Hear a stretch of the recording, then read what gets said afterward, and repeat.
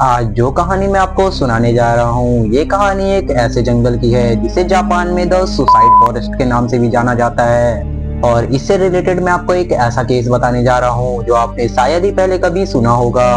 तो देखो, जापान में एक कपल न्यूली मैरिड थे एंड इन्होंने जैसे ही शादी की तो ये जापान की एक जगह जाने वाले थे जहाँ पे था माउंटेन फूजी।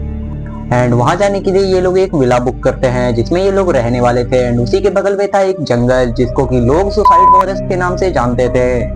एंड जब ये लोग उस विला में गए एंड उस विला के ओनर ने इन्हें बताया कि आपको यहाँ से कहीं नहीं जाना है, आप उस विला में रहिएगा और यहाँ से फूजी वगैरह आप लोग घूमने जा सकते हैं, बट आप लोगों को यहाँ से उस जंगल में नहीं जाना है जो आपको सामने दिखाई दे रहा है।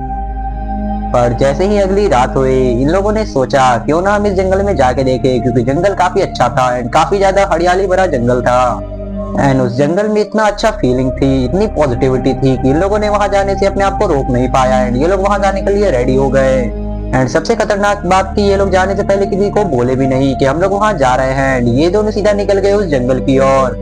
एंड तभी कुछ दोपहर का समय था एंड ये लोग जैसे ही जंगल गए तो ये लोग धीरे धीरे अंदर जाते जा रहे थे, अंदर जाते जा रहे थे। इन्हें लगा कि और अंदर जाएंगे तो और सारी कुछ हमें एंजॉय करने के लिए मिलेगी, बट ये लोग ये नहीं सोचे कि ये लोग कहीं भी जा रहे हैं तो किसी एक इंसान को इन्फॉर्म कर दे। एंड ये लोग बिना पूछे किसी से अंदर जाते जा रहे थे। एंड गाइस, अब आप बोलोगे कि इन लोगों को पता नहीं था क्या वो सुसाइड फॉरेस्ट है। तो भाई, अगर इन्हें पता होता कि वो सुसाइड फॉरेस्ट है जहाँ पे ये दोनों जा रहे हैं तो ये लोग अंदर जाते ही नहीं। एंड जब इस विला के ओनर ने देखा कि ये दोनों कपल तो अभी तक विला में आए ही नहीं है, तो उसने पुलिस कंप्लेन की कि 2 दिन से ये लोग लापता हैं। एंड उसके बाद जब पुलिस आई तो उन्हें लगा कि ये लोग शायद जंगल की ओर ही गए होंगे। एंड उनका शक बिल्कुल सही निकला, क्योंकि जब पुलिस जंगल के रास्ते जा रहे थे तब उन्होंने देखा कि जंगल के रास्ते में किसी का पर्स और किसी का मोबाइल गिरा हुआ है। एंड पुलिस ने ऐसा देखते ही समझ लिया कि ये दोनों पक्का जंगल में ही गए हैं। एंड वो लोग जैसे ही आगे बढ़ते गए उन हिंट्स को देखते हुए, एंड पुलिस वालों को पता था कि ये दोनों आगे गए हैं। जैसे ही पुलिस वाले आगे जाते गए तब उन्हें देखने को मिला एक ऐसी आश्चर्यजनक चीज जिसे देखते ही ये लोग काफी ज्यादा डर गए।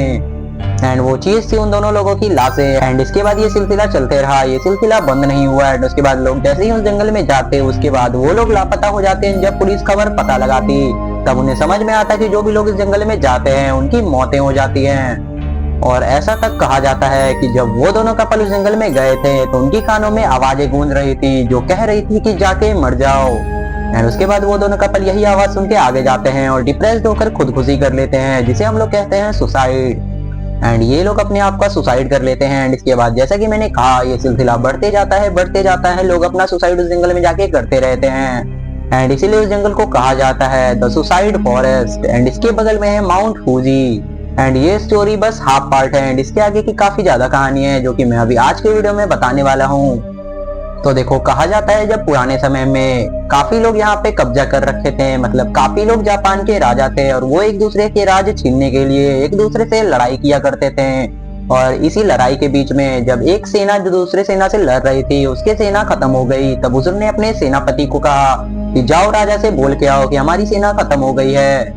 और सेनापति जब अपने सेना को बताने के लिए गया कि ठीक है मैं जा रहा हूँ, उसके बाद वो निकल जाता है जंगल के रास्ते से अपने राज्य की ओर।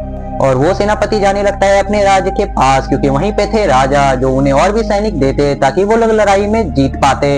और उसके बाद वो जैसे ही शॉर्टकट मतलब जंगल के रास्ते से जा रहा होता है, क्योंकि अगर ये सीधे रास्ते से जाता तभी से जाने में कम से कम 5 से 6 दिन लग जाते हैं, जो कि काफी लंबा समय होता है। एंड इतने दिनों में तो ये जंग भी हार जाते हैं, इसीलिए ये शॉर्टकट लेके एक जंगल के रास्ते से जा रहा होता है। एंड वो जाते जाते हैं उस पत्थर से टकरा के गिर जाता है एंड इसका सर किसी पत्थर से टकरा जाता है, जिसका इसका सर भी फूट जाता है। एंड उसके माथे में काफी गहरी चोट आई थी, जिस कारण वो अपने रास्ते तक पहुंचने में ज्यादा समय लगा देता है और जंगल में 5 से 6 दिनों तक रुकता है। एंड इतने दिनों तक रुकते के कारण उससे काफी भूख भी लगती है और वो खाना अपने साथ तो लाया नहीं था, जिस कारण वो भूख के मारे ही उस जंगल में मारा जाता है। एंड उसके बहुत सालों बाद ही ये सिलसिला शुरू हो जाता है। बट लोग तो इतना भी कहते हैं वो सैनिक खुद से किसी पत्थर से टकरा के नहीं गिरा था, बल्कि किसी आत्मा ने उसका पैर पकड़ लिया था और उसी आत्मा ने उसे भी मार डाला। एंड उसके बाद वो लोग अपनी आत्मा की संख्या को बढ़ाने लग गए और जो दूसरे लोग वहां पे आते हैं उन्हें भी मौत के घाट उतार देते हैं। और वहां की आत्माएं चाहती है कि हमारी संख्या बढ़ती जाए और हम एक बड़ी कॉलोनी बना ले। और इस तरीके से वो आत्माएं आज भी वहां जाने वाले सारे लोगों को अपने खुदकुशी के मोड़ पे उतार लेती है। और जिस कारण उस फॉरेस्ट का नाम पड़ा द सुसाइड फॉरेस्ट। एंड ये जापान का one of the brutal area है।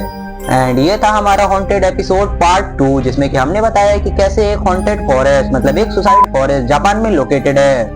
एंड अगर वीडियो पसंद आई हो तो वीडियो को लाइक करके चैनल को सब्सक्राइब कर देना। बाकी ऐसी न्यू वीडियो के साथ मिलते रहेंगे, तब तक के लिए बाय बाय।